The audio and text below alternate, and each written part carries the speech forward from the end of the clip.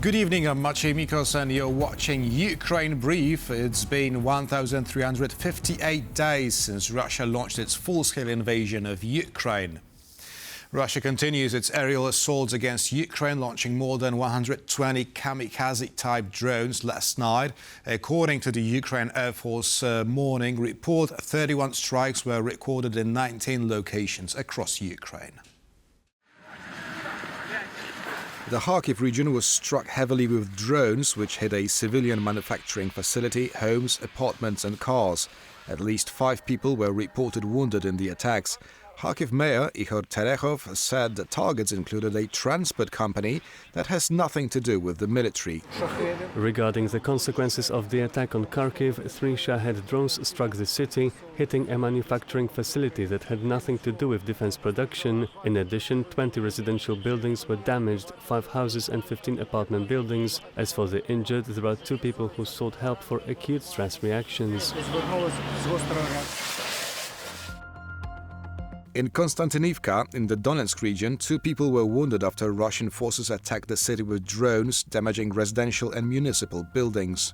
Russia continues its daily attacks on the frontline towns in the Donetsk region, targeting them with FPV drones, artillery and aerial bombs. A Ukrainian volunteer shared a video showing the aftermath of Russian strikes on a main road in the region. In the Dnipropetrovsk region, 1 man was killed and several others were wounded after a Russian drone struck a residential area. Russia continues its attacks on Nikopol using artillery and FPV drones and is also targeting Pavlohrad, causing fires and damaging private businesses and vehicles. The city of Pavlohrad in the Dnipropetrovsk region has been without water for 3 days.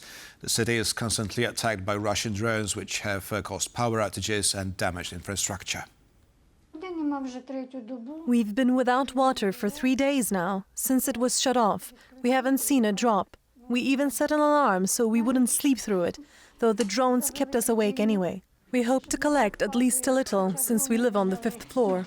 We didn't expect strong pressure, but there wasn't even a single drop. There are 2 of us, my wife and I, and we have to go fetch water every day. That's the bare minimum. We don't wash dishes, we can't bathe, there's no water. This is my 2nd time coming here, and the lines are always so long, 50 minutes to an hour of waiting at least. Ukrainian prosecutors have launched a major corruption probe targeting figures connected to the country's state-run nuclear energy company, Energoatom.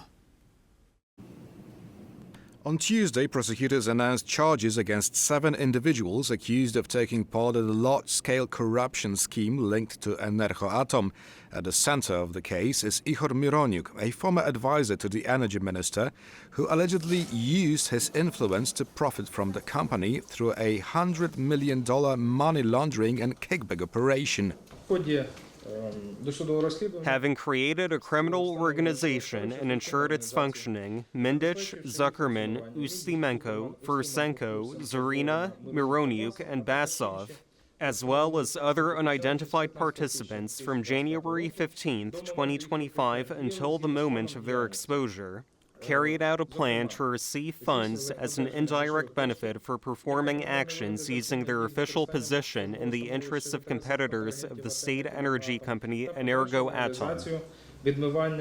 2 suspects in the case, Timur Mindich and Alexander Zuckerman, reportedly fled Ukraine on November 10th, just hours before the National Anti-Corruption Bureau carried out extensive searches at locations tied to the investigation. Ukraine's Prime Minister Yulia Sviridenko announced that a proposal to sanction the pair has been submitted. Ukraine's Minister of Justice, Herman Halushchenko, has now also been implicated in the widening scandal. Following an emergency meeting of the Ukrainian government, Prime Minister Yulia Sviridenko announced that the Justice Minister had been suspended from his official duties pending the outcome of the investigation. Mere hours after the suspension of the Justice Minister, Ukraine's Minister of Energy, Svetlana Grinchuk, announced on Facebook that she was resigning from her post. And we're staying on the topic. President Volodymyr Zelenskyy called for the dismissal of Ukraine's justice and energy ministers, emphasizing the need for full transparency. The Cabinet of Ministers of Ukraine will provide full support to the investigation and all related judicial proceedings. There will be a clean-up and reset of the Energoatom management. Secondly, I believe the Minister of Justice and the Minister of Energy cannot remain in their positions. It's a matter of trust, among other things. If there are accusations, they must be addressed. The decision to suspend them from their duties is the quickest and most effective response.